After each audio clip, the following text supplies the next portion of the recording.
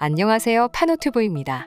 일본 공무원이 되고 싶다는 한국 여학생의 발언이 화제가 되며 오히려 일본 내에서 한국행을 향하는 일본인들이 많아지고 있습니다. 그중 일본 20대 젊은 여성들이 모여 한국행을 택하는 경우가 많은데요.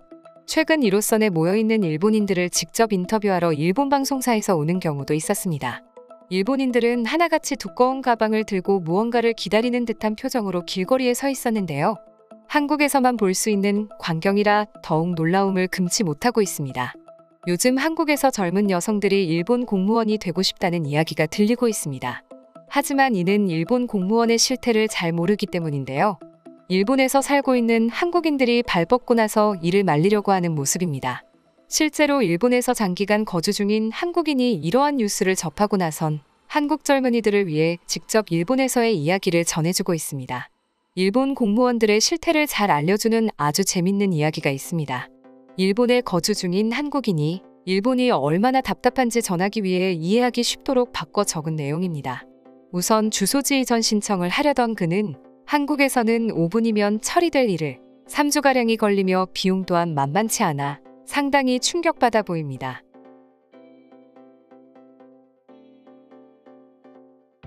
회사법인 통장의 이체 한도를 늘리려고 하자 종이로 된 명함을 가져오지 않아 일 처리를 해주지 못하는 모습입니다.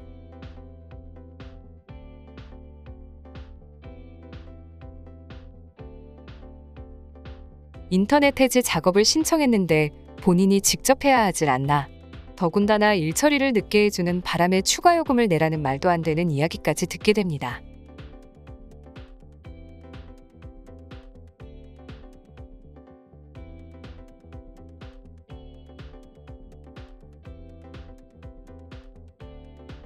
마지막 일은 유도리 없는 일본인들의 행정 업무 능력을 이야기해주고 있습니다.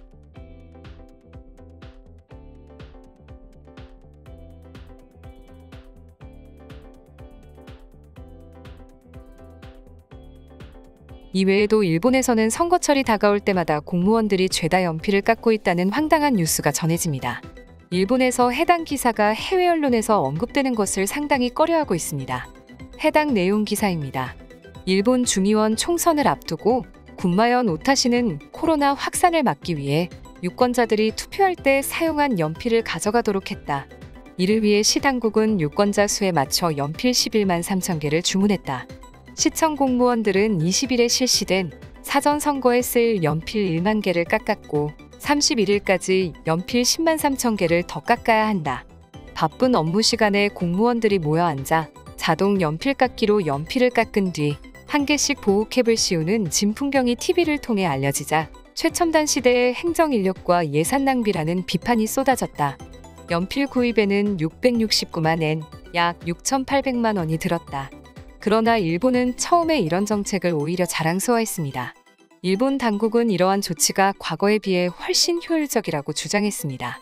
올해 4월 시장 선거에선 유권자가 사용한 연필 1만 개를 하나씩 소독하느라 행정 인력이 더 들었던 것인데요. 그래서 이번엔 유권자들이 사용한 연필을 가져가도록 행정 개선을 했다는 것입니다. 그러나 근본적 처방이 없으니 사실 50보백보인 셈입니다. 이런 황당한 일이 벌어지는 것은 일본의 독특한 투표 방식 때문입니다. 일본 공직선거법 46조는 선거인은 투표용지에 후보자 한 명의 이름을 자필로 써서 투표함에 넣어야 한다고 명시하고 있습니다. 그래서 후보자 이름을 직접 써야 합니다.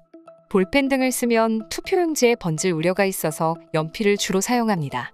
우리나라는 후보자나 정당 칸에 도장만 찍는 방식이어서 간단하지만 일본에선 철자가 한 획이라도 틀리면 무효 처리됩니다. 투표 방식이 어려우니 일본 정치인 이름 중에서 쓰기 쉬운 이치로 다로 등이 많은 것도 이 때문이라는 분석도 있습니다. 그래서 일본 선거에선 정책 공약보다 후보자 이름을 제대로 알리는 것이 급선무인 아이러니한 상황이 벌어집니다.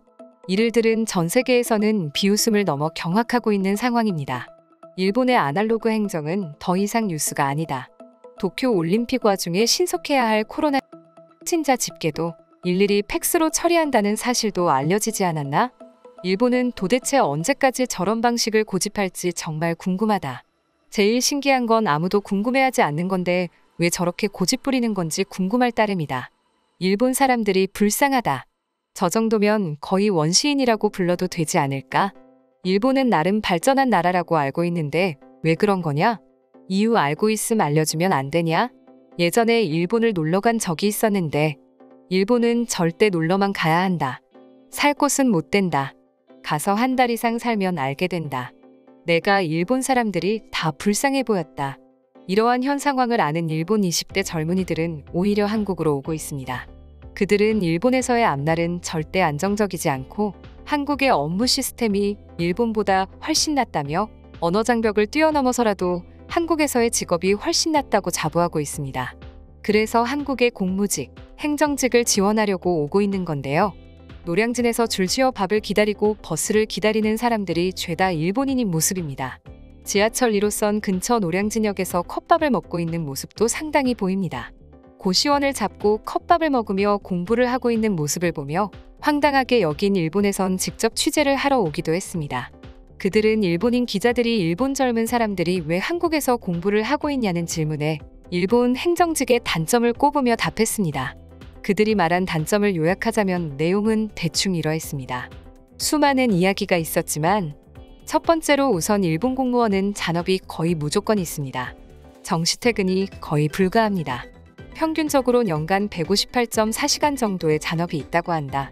한 달에 10시간에서 15시간 정도로 하루 30분에서 1시간 정도 퇴근이 늦어지게 되므로 정시 퇴근은 거의 없습니다. 특히 선거철이나 새로운 법률의 시행 준비 때에는 더더욱 바쁘게 된다고 합니다. 이보다 훨씬 심한 곳이 대부분이라고 합니다. 특히 학교의 선생님이나 교원을 담당할 경우 하루 평균 12시간 정도를 근무하게 된다고 합니다. 두 번째로 서비스 잔업이 평범하게 있습니다. 심지어 일부 잔업은 대금 지불이 불가합니다.